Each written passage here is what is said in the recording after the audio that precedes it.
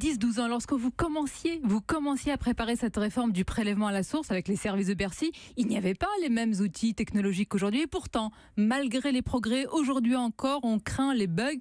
Est-ce que c'est un vrai risque, un risque réel? Il faut qu'on le dise aux Français, à nos auditeurs. Vous avez raison, c'était effectivement il y a 10 ans, on n'avait pas exactement les mêmes outils technologiques, mais cependant, on avait confié une grande mission et on avait du reste souhaité ce que des chefs d'entreprise et des grands fonctionnaires dirigent cette mission. C'était Claude Bébéar qui l'avait mené pour les entreprises françaises, et puis des fonctionnaires de Bercy.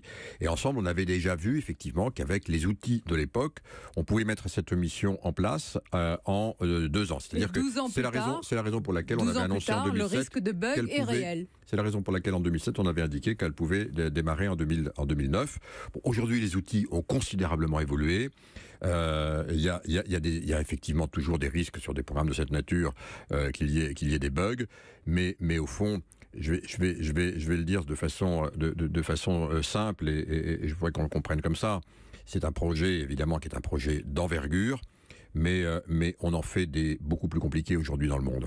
Donc les logiciels, il y a un aspect particulier, ont tellement évolué qu'aujourd'hui, je pense que quand on a pris toutes les mesures et les moyens pour pouvoir faire en sorte que ça se passe bien, ça se passera bien. Voilà pour la technique, mais vous le savez bien, on a, les Français, j'allais dire, un rapport particulier à l'impôt. En quoi cette réforme peut vraiment le changer, le simplifier? Et vous avez raison, c'est ça. Mais comment on répond à ça? Le sujet, il est encore une fois pour nos compatriotes, mais il est également, c'est un sujet politique.